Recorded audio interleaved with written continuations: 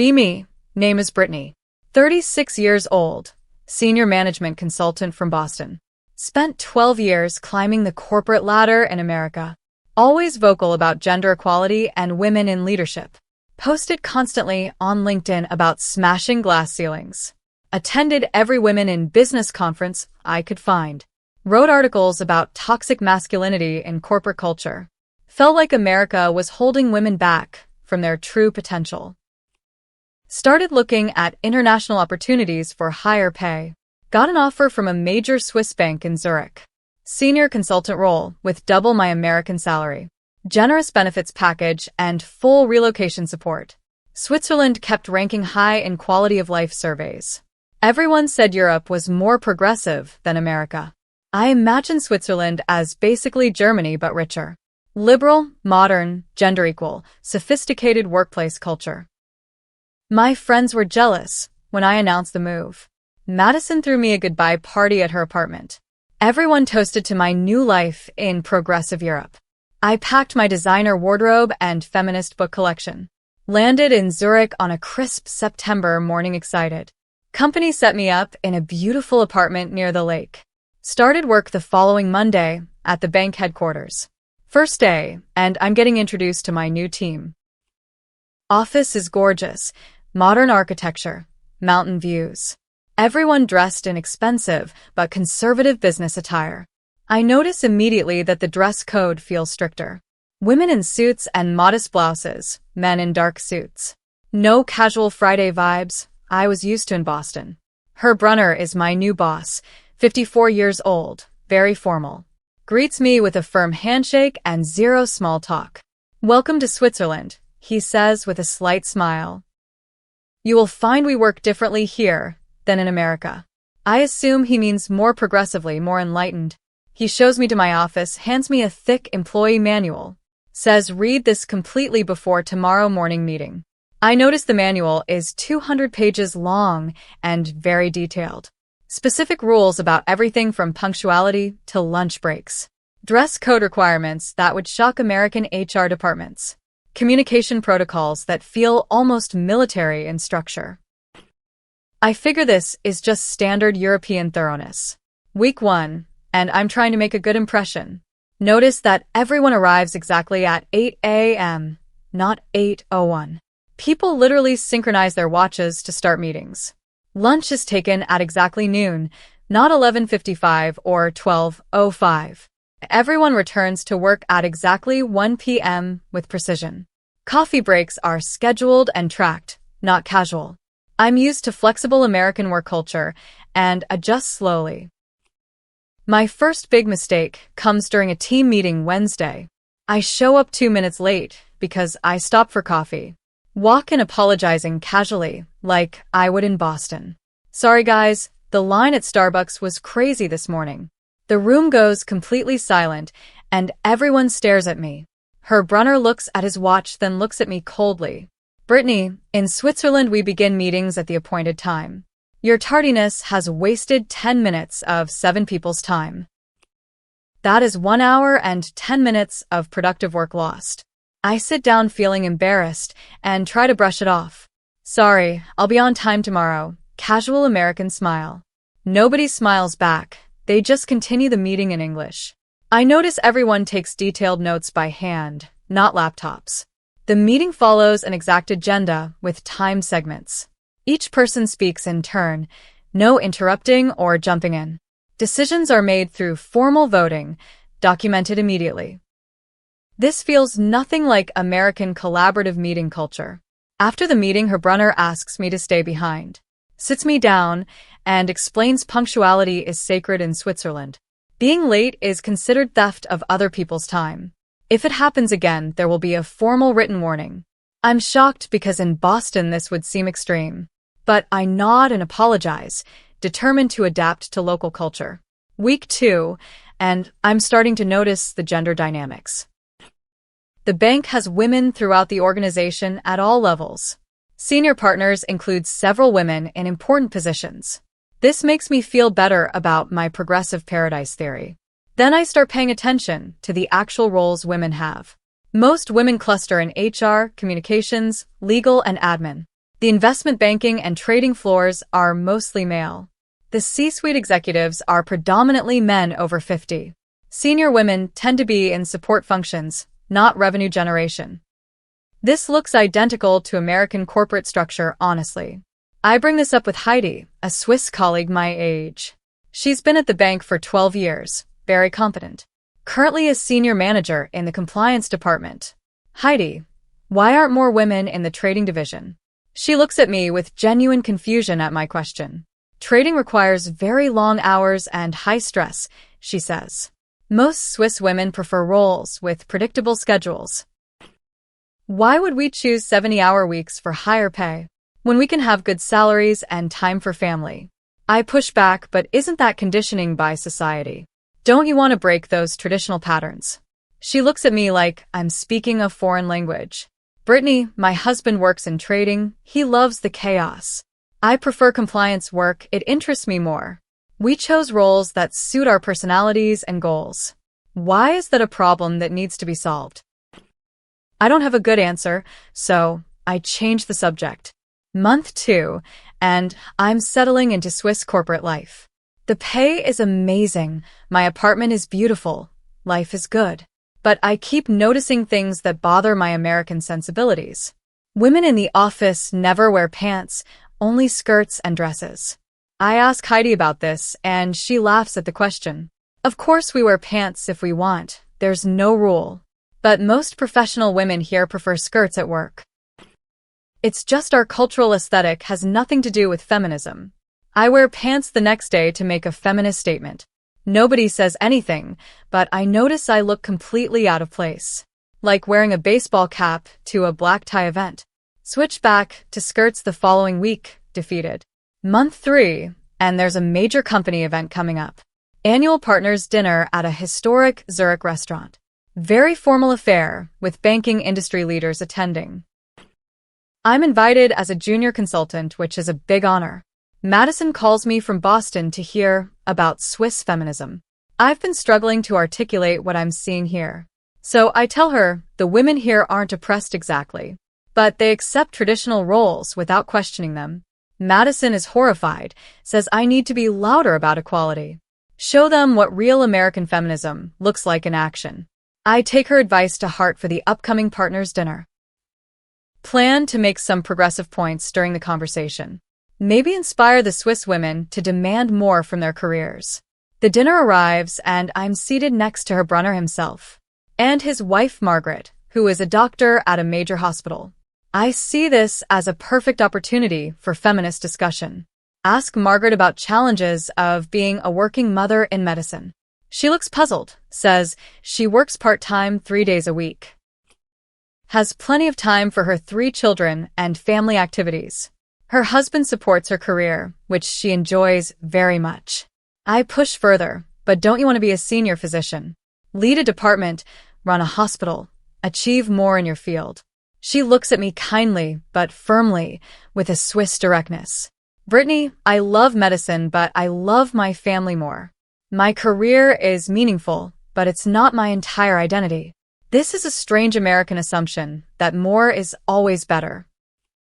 Herr Brunner chimes in supportively for his wife's perspective. In Switzerland, we believe in choosing what makes you happy, not what makes you appear successful to other people.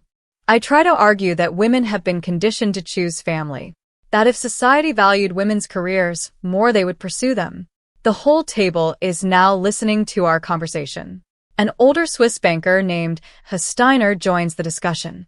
Ms. Brittany, we have generous parental leave in Switzerland. Excellent childcare options, flexible work arrangements available.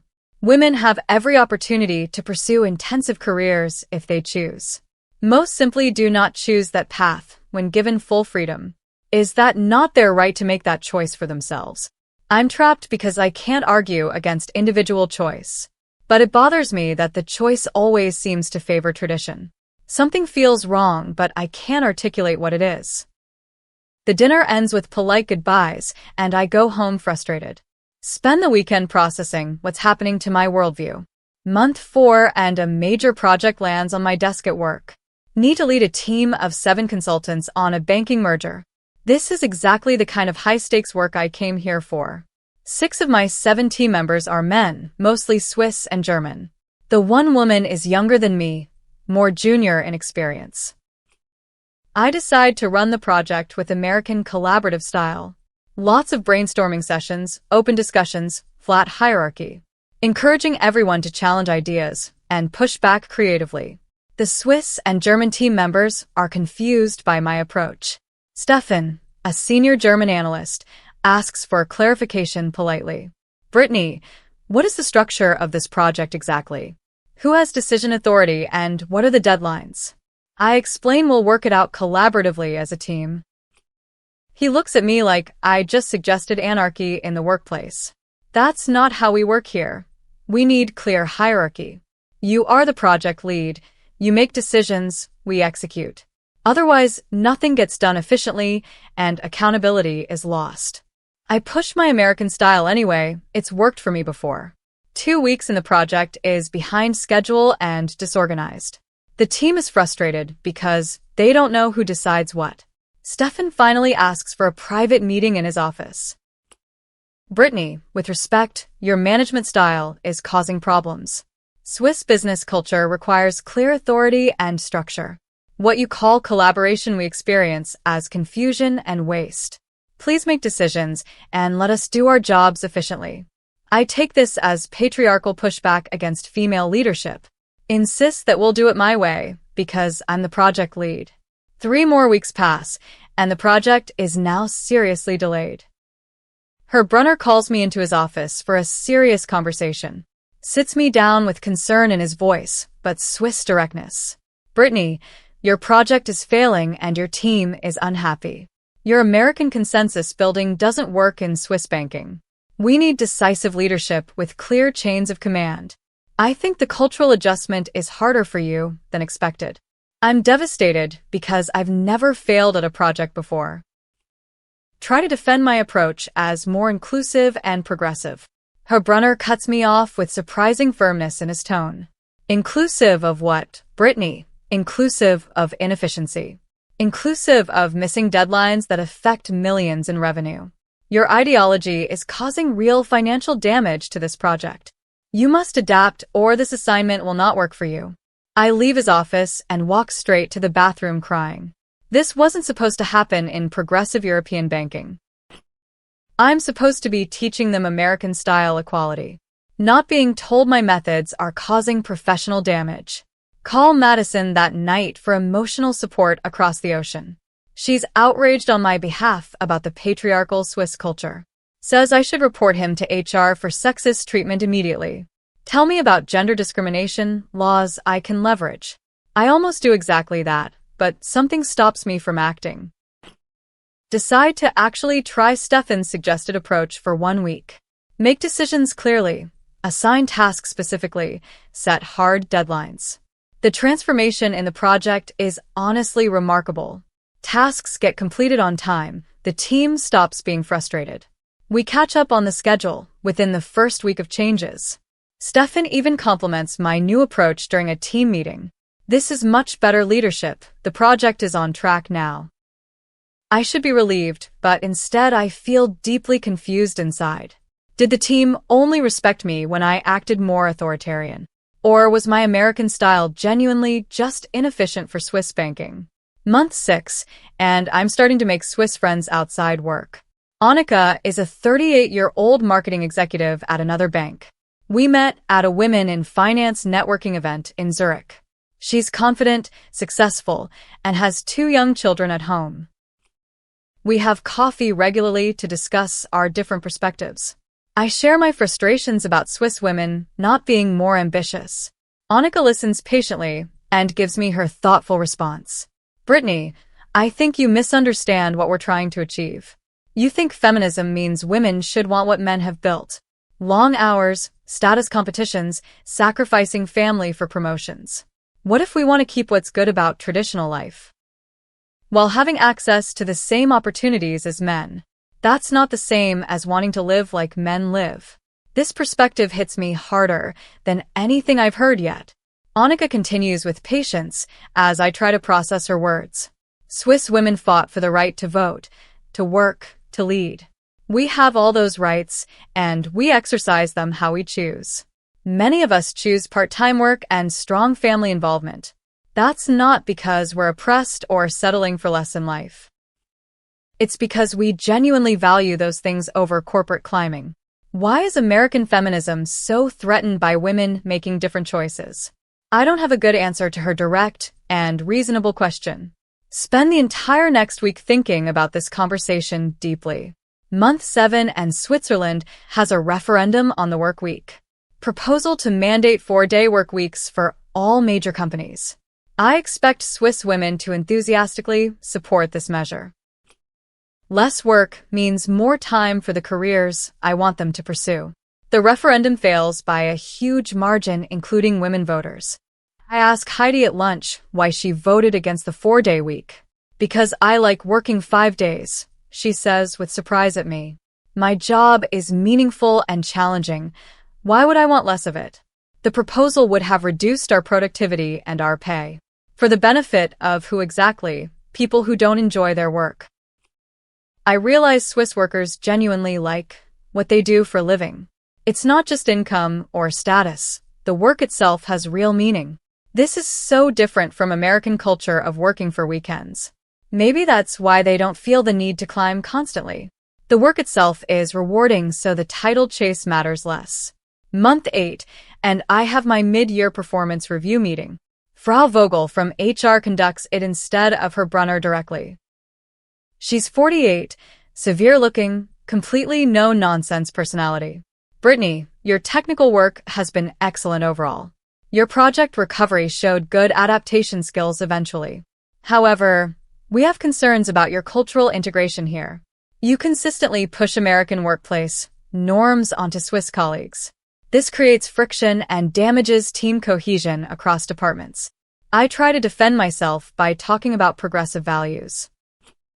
She holds up her hand to stop me from continuing immediately. Brittany, Switzerland gave women the vote in 1971, you know. We are aware that we developed gender equality differently than America. We don't need lectures about feminism from American consultants. We need you to do your job within our cultural framework. Can you do that, or should we discuss your future at this firm? This is the most direct conversation I've had in months here. I sit there absorbing what she's actually saying to me. Maybe I came here thinking I was bringing something they needed, when actually they had figured out their own version that works. Promise to focus on cultural adaptation rather than reform efforts. Frau Vogel nods approvingly, and the meeting ends professionally. Walk back to my office feeling humbled, but also strangely free. Maybe I don't have to fight every gender battle every day. Maybe Swiss women have already won their version of the war. Just not in the way American feminism would have predicted. Month 9, and I'm actually starting to enjoy Swiss work culture. The clear hierarchy means I always know what's expected of me. The punctuality means meetings actually start and end on schedule. The detailed planning means projects don't spiral into chaos randomly. The work-life separation means I actually relax during evenings. I'm sleeping better, exercising regularly, reading books for pleasure. Have actually made friends here who aren't from work environments. Started dating a Swiss man named Andreas, an architect by profession. He's progressive, but in a quieter way than American men I dated. Doesn't perform feminism on social media or at parties. Just treats me as an equal in our relationship naturally. Doesn't expect me to do all the cooking or cleaning or planning. But also doesn't make a big show of being a feminist ally. It's just normal partnership without the American performance.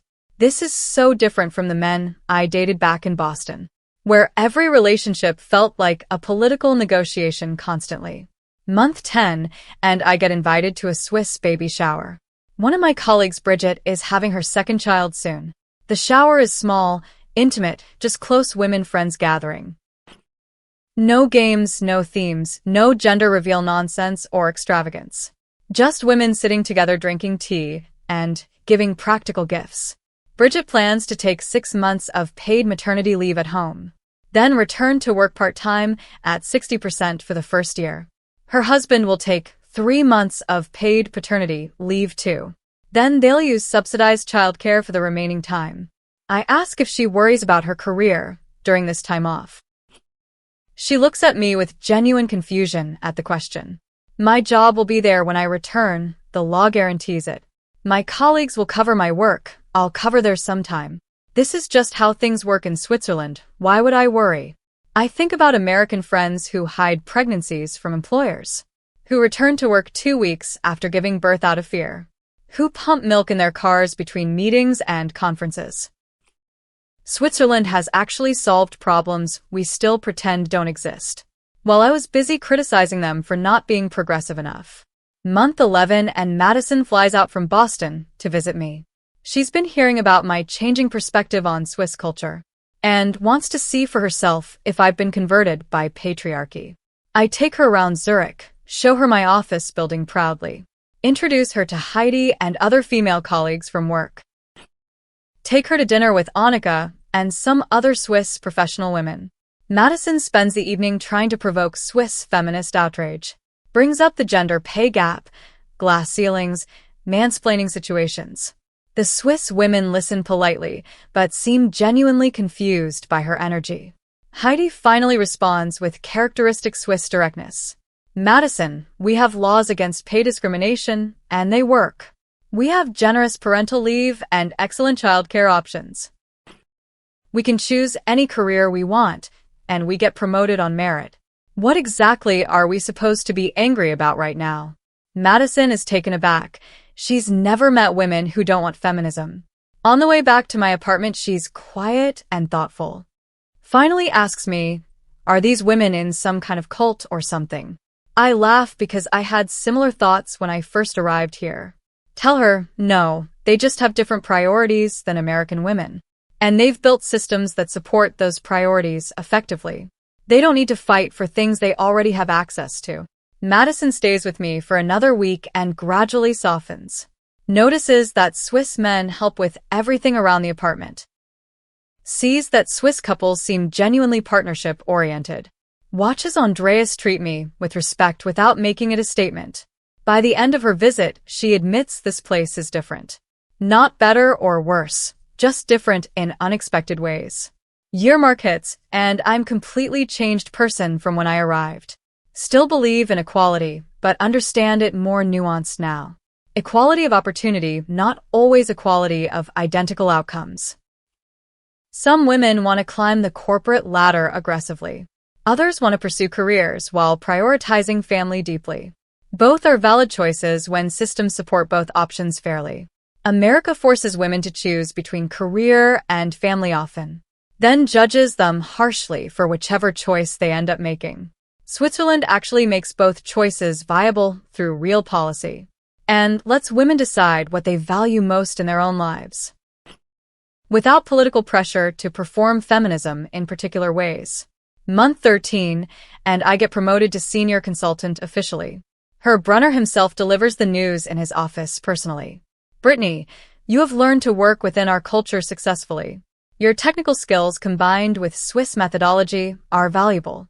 We would like you to consider staying long-term with our firm. I'm honored and surprised because I never expected to want to stay. Tell him I need to think about it over the coming weekend. That weekend I sit on my balcony overlooking the lake quietly. Think about everything I've learned in the past year of life.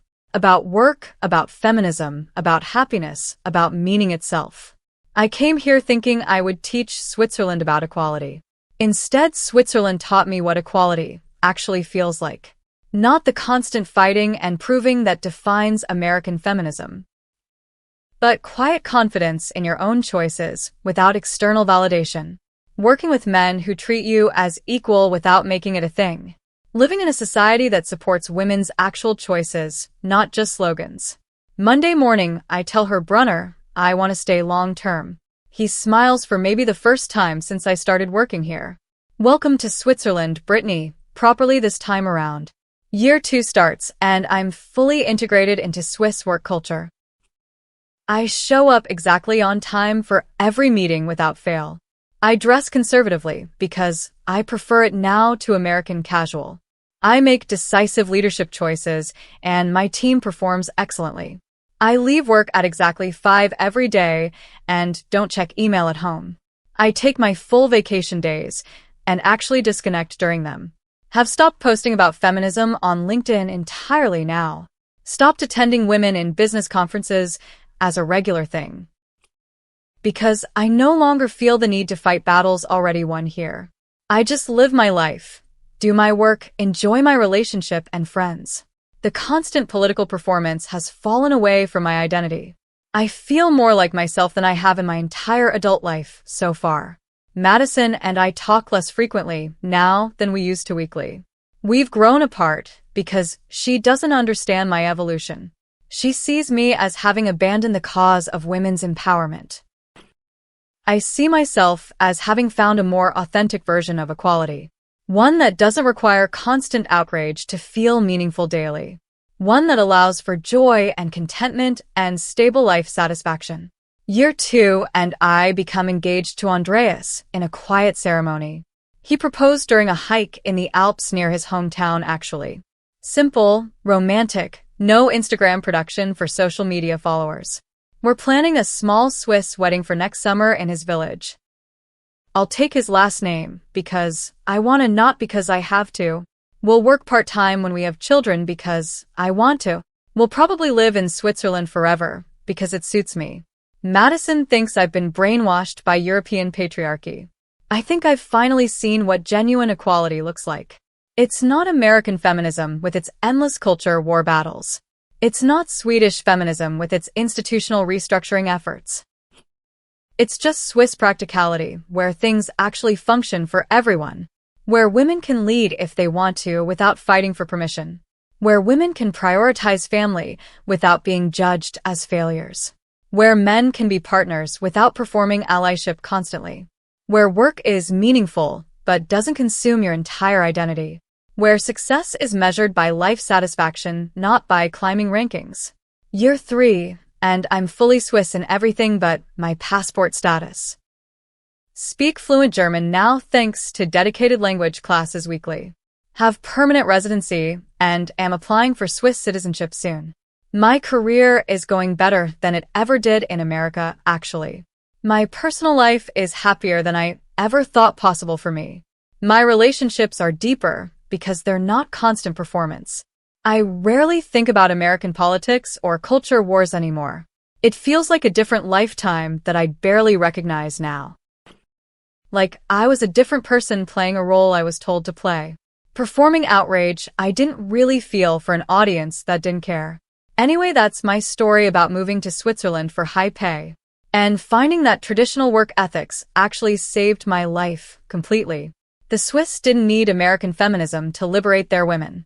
They had already liberated them in their own quiet, effective way. Through actual policy that supports actual choice for actual people. Not through performance and outrage and constant cultural warfare. I came here to teach them equality, and they ended up teaching me. That equality means having genuine choices, not making everyone identical. That feminism means supporting women's choices, not dictating them. That a good life is built on substance, not on social media performance. That working hard and going home and enjoying your evening matters more than constantly proving your worth to people who will never be satisfied. Switzerland shocked me with its old-fashioned work ethics initially. But those ethics turned out to be the foundation of genuine well-being. Punctuality is respect for other people's time and lives. Hierarchy is clarity about who decides and who executes the work. Hard work is meaningful contribution, not performative busyness for show. Family is foundation, not obstacle to professional achievement somehow. Tradition is wisdom accumulated over generations, not oppression. The reality that shocked me was that I had been wrong about everything. Wrong about Switzerland being behind on gender equality issues. Wrong about American feminism being the only valid version of feminism. Wrong about traditional work ethics being incompatible with women's success. Wrong about my own happiness requiring constant political battles to fight. The reality that shocked me was that contentment is actually possible. That good work and good love and good life don't require revolution. Just functioning systems and reasonable people and clear values together. I'm staying here forever, and I've never been happier in my entire life.